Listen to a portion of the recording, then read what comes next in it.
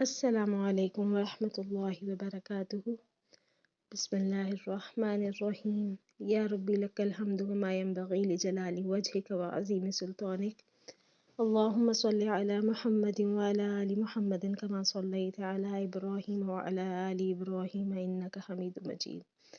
اللہم بارک علی محمد وعلی آل محمد کما بارکت علی ابراہیم وعلی آل ابراہیم انک حمید مجید۔ میں آپ کی اسٹوری ٹیلر محمد علی۔ آج ہم ایک نیا سلسلہ شروع کرنے جا رہے ہیں۔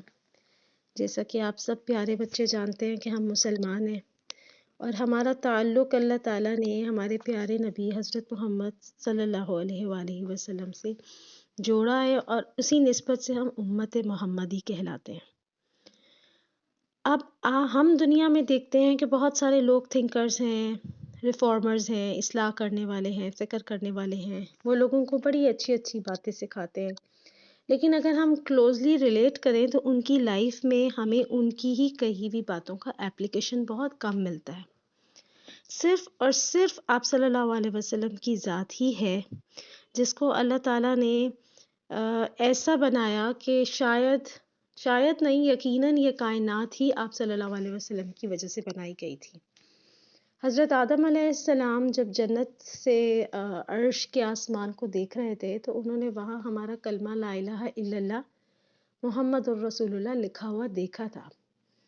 شیطان کے اس عمل سے جب ان کو پنشمنٹ ملی اور وہ جب زمین پہ آ گئے تو اتنے سال، تقریباً لوگوں کے اندازے کے مطابق شاید 40 سال انہوں نے اللہ تعالیٰ سے اپنی مغفرت کی دعا مانگی، اور پھر جب ان کو یاد آیا تو انہوں نے اللہ تعالیٰ سے کہا، اللہ تعالیٰ وہ جو نام میں نے آپ کے نام کے ساتھ لکھا ہوا دیکھا تھا، آپ مجھے ان کی محبت کے صدقے میں معاف کر دیں۔ اور اللہ تعالیٰ نے ان کی سزا ختم کر دی تھی اور حضرت حوا کو حضرت آدم علیہ السلام سے ملوا دیا تھا۔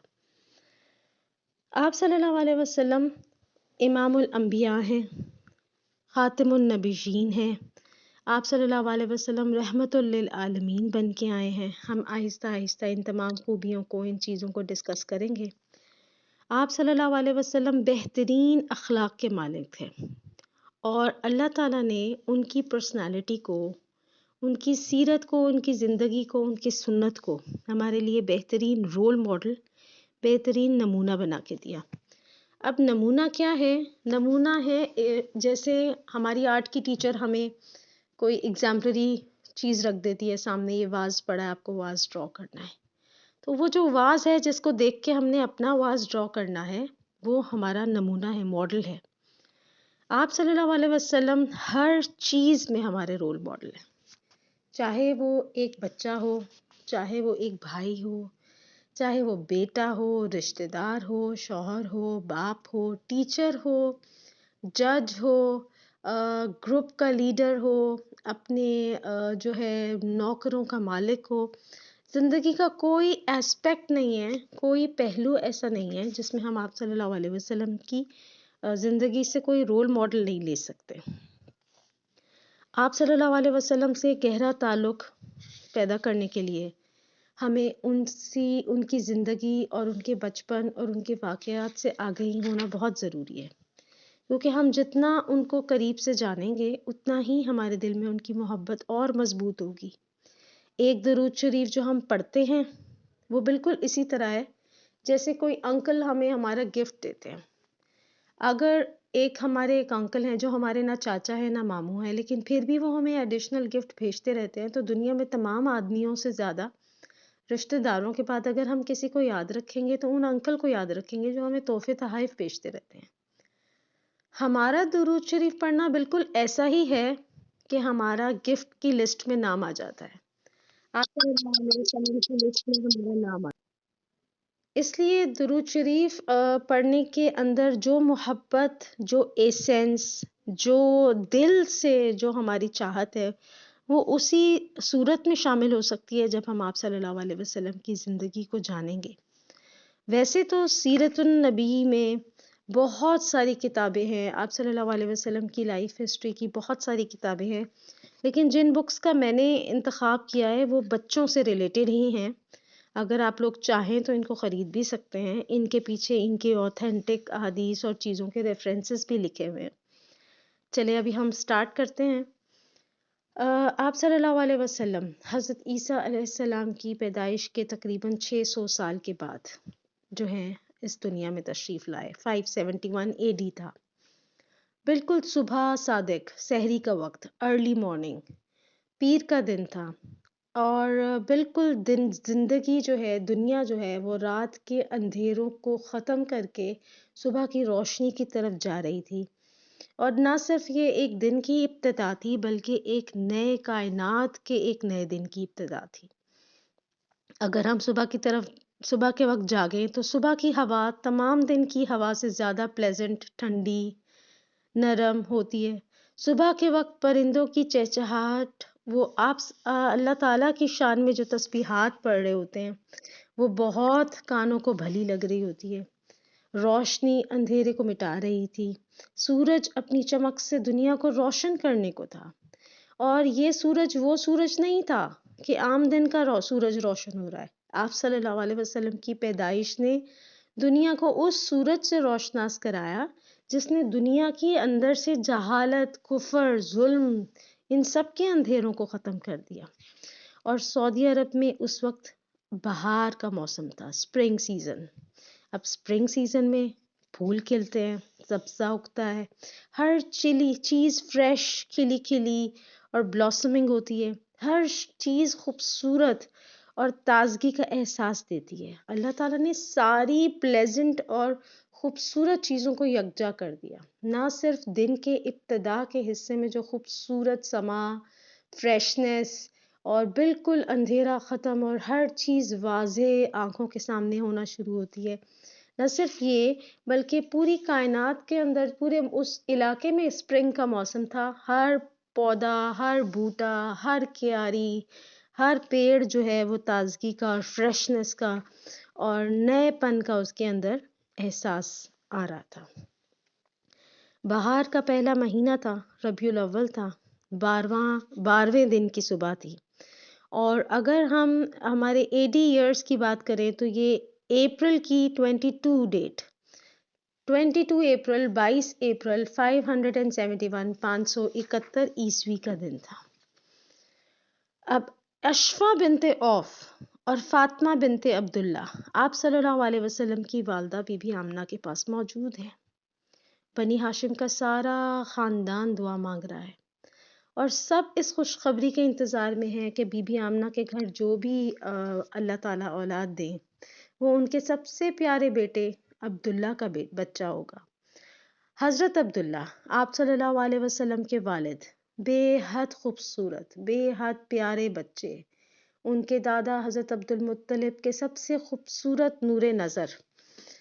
ان کی شادی کو چند ہی مہینے ہوئے تھے کہ اللہ تعالیٰ نے ان کی روح قبض کری، ان کی وفات ہو گئی، اور وہ جوانی میں اپنے خاندان، اپنی بیوی کو سب کو چھوڑ کے اللہ تعالیٰ کے پاس چلے گئے۔ حضرت عبد المطلب اپنے رب کے حضور اتنی دعائیں مانگ رہے ہیں، اتنی دعائیں کہ انہوں نے شاید اتنی دعائیں کبھی بھی کسی بھی بچے کے لیے نہیں مانگی، کہ اللہ تعالیٰ عبداللہ کو بیٹا دے اور وہ بہت نیک ہو، کیونکہ عبداللہ ان کا سب سے پیارا بیٹا تھا۔ عبداللہ کی والدہ فاطمہ بنت عمر کی دعائیں سانسوں کے ساتھ چل رہی ہیں۔ اب جب خوشخبری کی آواز آئی کہ بی بی آمنہ کے ہاں بیٹا ہوا ہے، تو سمجھے ان کو ان کا عبداللہ واپس مل گیا۔ ہر طرف خوشبو پھیلی ہے، اس قدر روشنی پھیلی ہے کہ دور دور تک دیکھا گیا کہ یہ صبح جو ہے وہ عام صبحوں سے مختلف تھی، اور اس کا نور اور اس کی روشنی اور اس کی چمک بالکل ڈیفرنٹ تھی، اور ہر کسی نے اس کی مختلف ہونے کو پہچانا، اور ہر طرف مبارک ہو، مبارک ہو، مبارک ہو کی صدا سنائی دینے لگی۔ بی بی آمنہ کے گھر بیٹا ہوا ہے، عبداللہ کے ہاں بیٹا ہوا ہے، ہر طرف یہی آوازیں تھی۔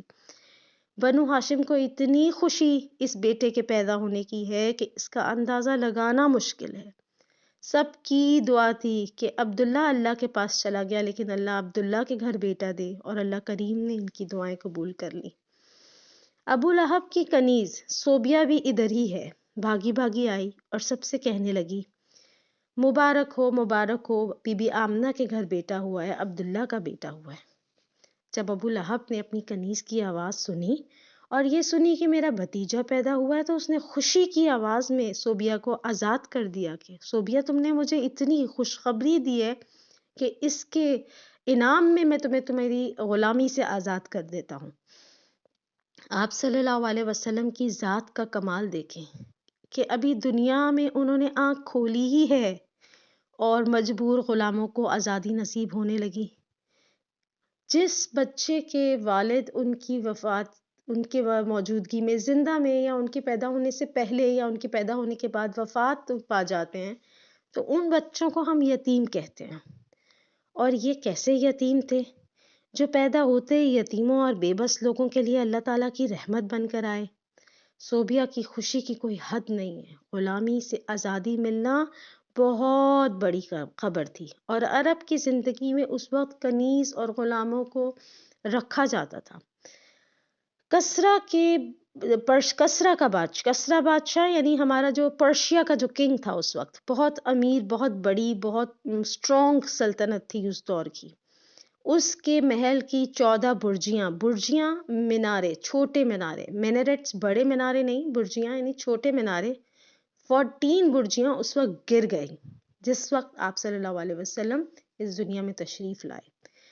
ایران کے سب سے بڑے آتش کدہ وہ جگہ ہے جہاں پہ وہ لوگ جو سمجھتے ہیں کہ شاید آگ ہماری خدا ہے، اور وہ آگ کے آگے بیٹھ کے اس کو پوجا کرتے ہیں، اس کی عبادت کرتے ہیں، اور وہ آگ کو بجھنے نہیں دیتے کیونکہ ان کو ایسا لگتا ہے ہیٹ ہی ہے جو ہمیں زندہ رکھے ہوئے ہیں۔ ان کی ایک کفرانہ یہ ایک سوچ ہے۔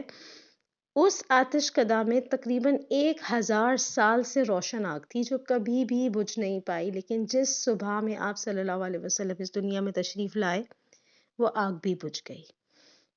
حضرت عبد المطلب، ان کے 9 بیٹے اس وقت جوان ہیں، اور 2 بیٹے بہت چھوٹی عمر میں ہیں، اور ان کے جو سب سے چھوٹے بیٹے تھے، ان کے جو بیٹے حضرت عبداللہ تھے وہ وفات پا چکے تھے۔ حضرت عبد المطلب اس وقت 100 سال کے قریب ہونے والے تھے۔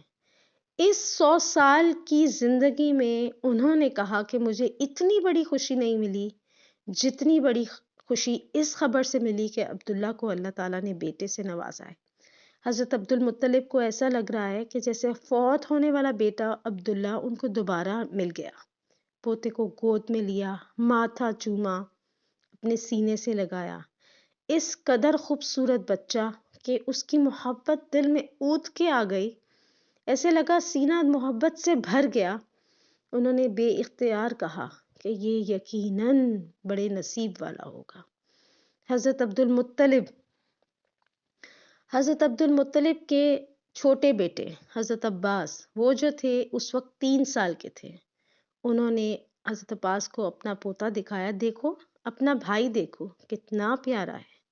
حضرت عبد المطلب خدا کے حضور سجدہ شکر بجا لائے اور کعبے کا طواف کرنے گئے۔ سب سے پہلے آپ صلی اللہ علیہ وسلم کو بی بی آمنہ نے دودھ پلایا، اس کے بعد ابو لہب کی آزاد کردہ لونڈی صوبیہ نے آپ صلی اللہ علیہ وسلم کو دودھ پلایا۔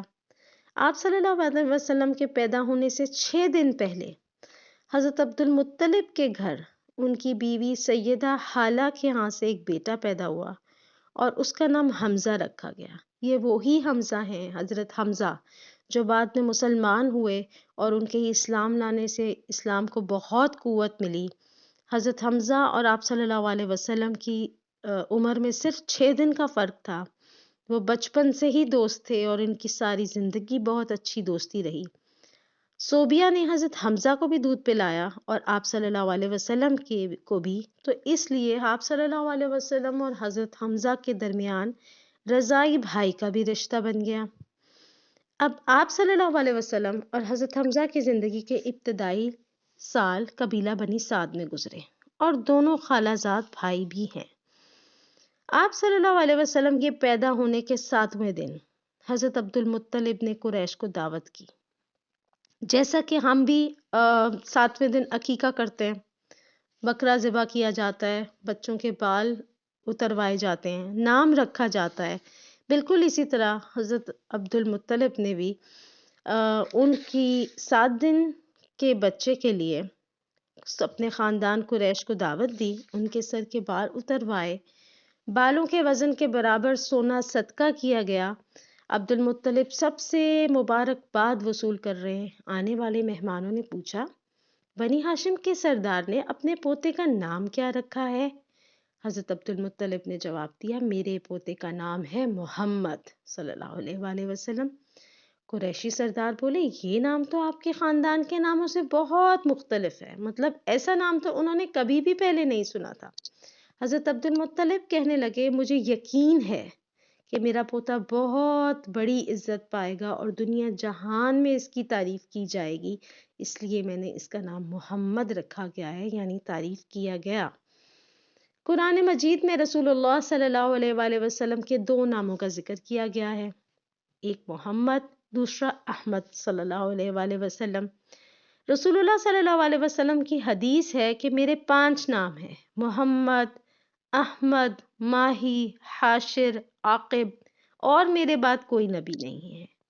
رسول اللہ صلی اللہ علیہ وسلم کے والد کا نام عبداللہ بن عبد المطلب، رسول اللہ صلی اللہ علیہ وسلم کی والدہ کا نام آمنہ بنت وہاب، رسول اللہ صلی اللہ علیہ وسلم کے دادا کا نام عبد المطلب بن ہاشم، رسول اللہ صلی اللہ علیہ وسلم کی دادی کا نام فاطمہ بنت عمرو، رسول اللہ صلی اللہ علیہ وسلم کے نانا کا نام وہب بن عبد مناف، اور رسول اللہ صلی اللہ علیہ وسلم کی نانی کا نام برہ بن